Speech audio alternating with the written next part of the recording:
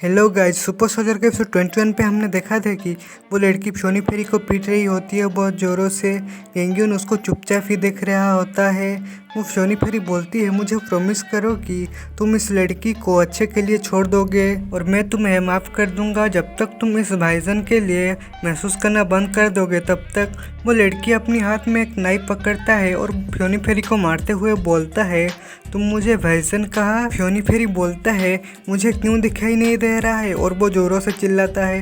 वो लड़की फ्योनी फेरी की आंखें फोड़ दिया होता है। वो लड़की बोलती है, देखो मैं ये औरत की पूरी तरह से अंधी कर चुकी हूँ और वो फ्यूचर में केवल इसी रूप में रहेगी। क्या तुम अभी उसको चाहते हो? गेंग्यून बोलता है, अच्छा इसे भूल जाओ, मैं उसे लंबे समय तक हुक पर रखना चाहता था, लेकिन देखो तुमने क्या किया, यह जगह बर्बाद हो गई है। चलो चलते हैं, अब टाइम आ गया है कि हम इस गंदे जगह को छोड़ दें, पहाड़ पर चलें और बहुत मस्ती करते हैं। वो फ्योनी फेरी बोलता है, गेंग्यून तुम कहाँ हो, मैं तुम्हारा चेहरा नहीं देख पा रहा हूँ। उसके बाद हम एरिना को देखते हैं। वहाँ पर फ्योनी फेरी बैठकर वो गेंग्यून की नाम लेता है। जाओबिंग भी पूरा थक चुका होता है। फ्योनी फेरी पूरा गुस्से में होता है और वो अपनी एनर्जी को रिलीज करता है। यह देखकर जाओबिंग बोलता है, क्या वो अभी भी खड़ी हो गई? फ्योनी फेरी चिल्लाकर बोलता है, मैं तुम्हें मार दूंगा। उसके बाद वो रस्सी को पकड़कर खींचता है और वो रस्सी टूट जाता है। वही रस्सी से जाओबिंग के ऊपर अटैक कर देता है। जाओबिंग को बहुत जोरों से लगती है। वही अटैक के कारण जमीन पूरा क्रैक हो जाता है। उसके बाद फ्योनी फेरी बहुत तेजी से जाओबिंग के ऊपर अटैक कर रहा होता है।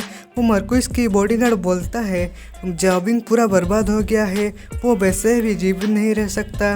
मरकुइस बोलता है, ये मेरे लिए पहली बार है जब मैं फ्योनी फेरी को इतना हिंसक होते हुए देख रहा हूँ। जाओबिंग तुमको मेरी बात सुननी चाहिए थी। उसके बाद एरिना में एक बड़ा सा ब्लास्ट होता है। फ्योनी फेरी जाओबिंग को बोलता है, तुम मुझे चुनौती देने की हिम्मत कैसे करते हो जब तुम केवल काउंसिल के मिडिल लेवल पर हो? तुम अभी अच्छे से पैदा भी नहीं हुए हो और तुम अपने जीवन को खोने की कोशिश कर रहे हो। जाओबिंग नीचे पड़ा होता है। फ्योनी फेरी बोलता है, तुम्हारी प्यारी छोटी लड़की कहाँ है? मैं तुम्हें दिखाऊंगा कि कैसे प्रताड़ित किया जाता है। जाओबिंग उठते हुए बोलता है, माफ करो। जाओबिंग को उठते देख वो फ्योनी फेरी जाओबिंग के हेड पर एक लात मारता है और उसका हेड जमीन पे घुस जाता है।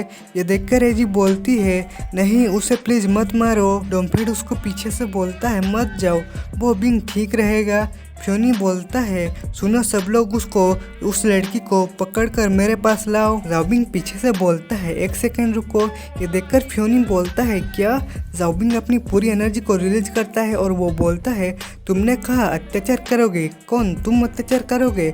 उसके इंटेंस फ्लेमिंग एनर्जी से उसकी सांस भी फाड़ जाता है। लगातार फाइट करने से निकले शरीर पर 45 सीरियस घाव दुनिया में किसी के लिए भी इस सिचुएशन में कॉन्शियस होना लगभग असंभव है, यहाँ तक कि एसेंस के लेवल पर एक मार्शल एक्सपर्ट के लिए। हालांकि जाओबिंग फिर से खड़ा हो गया है सिर्फ इसलिए कि वो फ्यूरियस है। उसका दिल बहुत तेजी से धड़क रहा होता है, ब्लड सर्कुलेशन भी बहुत तेजी से हो रहा होता है। फिंगर जंग का सील अभी तक टूटा नहीं होता है। अब एक नई रहस्यमय शक्ति है जो कि जाओबिंग के बॉडी से फ्लो कर रहा होता है। जाओबिंग के मोमेंटम इतनी तेजी से बढ़ रही होती है कि एक आदमी इसे अपनी नंगी आंखों से कभी भी देख नहीं सकता। फाइट के बरसों के अनुभव के साथ फ्योनी ने एक बड़ा सा खतरा महसूस किया जिसे उसने पहली बार कभी भी महसूस नहीं किया था। वो रस्सी को फेंक दिया क्योंकि वो जाओबिंग के लिए बेकार हो चुका होता है। फ्योनी ने वो वेपन निकाला जब केवल लाइफ और डेथ के समय के उपयोग करती है और वो वेपन से जाओबिंग के ऊपर अटैक कर देता है। वो वेपन जाओबिंग के चारों ओर लिपट जाता है और वो वेपन को जाओबिंग अपने मुंह से ही पकड़ लेता है। ये देखकर फ्योनी फेरी बोलता है, ऐसा है कि जो एसेंस के लेवल टॉप पर मार्शल आर्टिस्ट है वो इससे फंस जाता है। एक बार जब इसे फंस गया तो इसके टिप्स तुम्हारी हड्डियों को तोड़ देता है। अगर तुमने अपना सीड एक्सप्लोड करते हो तभी तुम बच नहीं पाओगे। इसके बाद वो मन में बोलता है, लेकिन वो उससे मारने के लिए पर्याप्त नहीं है। उसके बाद वो अपनी सभी गुंडे को बुलाता है और वो बोलता है टेस्ट लेने का समय आ गया है। काउंसिल लेवल से ऊपर सभी लोग ज़ाओबिंग को मारने के लिए मेरे हेल्प करने के लिए यहाँ आओ। ये सुनकर उसके गुंडे अपनी वेपन निकाल कर दौड़ते हुए बोल रहे होते हैं कि समझ आ गया। और एक बंदा बोलता है अन्य लोग उसके फ्रेंड को पकड़ने जाओ, उन्हें जाने मत देना। और वो सब गुंडे एजी और डोमपेड को आगे और पीछे से घेर लिए होते हैं। एजी बहुत सारे गुंडे को देखकर बोलता है ये बहुत सारे हैं बिंग, हमें क्या करना चाहिए।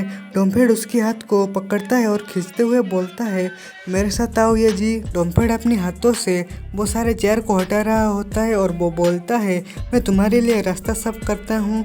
ये देखकर एजी बोलती है क्या सीरियसली।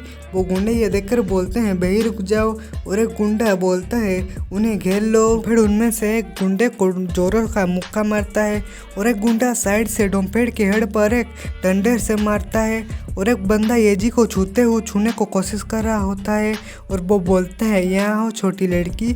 एजी वो गुंडे को चेयर से ब्लॉक कर रहा होता है और वो बोलता है हरामी मुझे छुओ मत, मुझसे दूर रहो। देखकर मरकुस बोलता है फ्योनी तुम किसी को भी मार सकते हो लेकिन एजी को नहीं, वो ये बिंगचेंग की बेटी है, उसके फादर कोई मामूली पर्सन नहीं है जो उससे दुश्मनी कर सकते हो। फ्योनी बोलती है ये बिंगचेंग मैं किसी के मरने से क्यों डरूं, मुझे रोकने की कोशिश मत करो। मैं उस बेवकूफ़ छोटी लड़की से बहुत नफरत करता हूँ। उसकी इतनी गर्व करने की हिम्मत कैसे हुई, क्योंकि वो एक अच्छे परिवार के साथ पैदा हुई इसलिए मैं उससे आज बर्बाद कर दूंगी। उसके बाद वो बोलती है तुम किसका इंतजार कर रहे हो, एक साथ उसको काट डालो, अगर तुम्हारे पैर ठंडे पड़ गए तो मैं तुम्हें जाने नहीं दूंगा। वो ज़ाओबिंग को अपनी वेपन से खींच रहा होता है। वो सब फ्योनी की बात सुनकर हाँ बोलते हैं। फ्योनी अपनी वेपन से ज़ाओबिंग को पकड़ा होता है। वो सब गुंडे ज़ाओबिंग के ऊपर अटैक करते हुए बोलते हैं ये आदमी मर रहा है, उसे मार डालो। के बाद ज़ाओबिंग बड़े जोरों से रोर करता है और वो अपनी एनर्जी को रिलीज करता है। इस एनर्जी के कारण वो फ्योनी की वेपन भी टूट जाता है और वहाँ पर एक बड़ा सा ब्लास्ट होता है। ज़ाओबिंग की इंटेंस पावर को देखकर फ्योनी भी घबरा जाता है।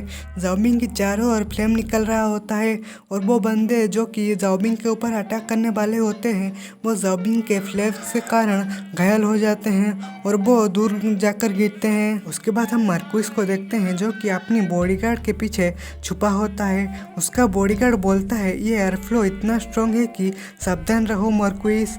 मार्कुइस बोलता है ये क्या है, एसेंस के ऊपर और एक तूफान की तरह अनबिलीवेबल है। डोमपेड एजी को प्रोटेक्ट करा होता है। एजी डोमपेड को बोलती है अभी क्या हुआ, एक ब्लास्ट क्यों हुआ। वो बोलती है ये बीइंग है, ये ऐसा है कि जैसे उसने एक पल में कुछ हासिल कर लिया है। वो ज़ाओबिंग की पावर इतनी होती है कि डोमपेड बोलता है कोई मेरे पीठ को चीर रहा है, दर्द हो रहा है, उस तरफ मत देखो जाओ एजी, नहीं तो तुम्हारी आंखें खराब हो जाएगी। ज़ाओबिंग अपनी एनर्जी फ्लो को कंट्रोल करता है और वो मुट्ठी में बंद कर लेता है। ज़ाओबिंग की पावर इतनी इंटेंस होती है कि फ्योनी भी नीचे जख्मी होकर पड़ा होता है और वो खांस रहा होता है और वो उसके मुंह से भी खून निकल रहा होता है। तो आज के एपिसोड में बस इतना ही। वीडियो अच्छा लगा हो तो वीडियो को लाइक करो और चैनल को सब्सक्राइब कर दो। मिलते हैं अगले वीडियो में।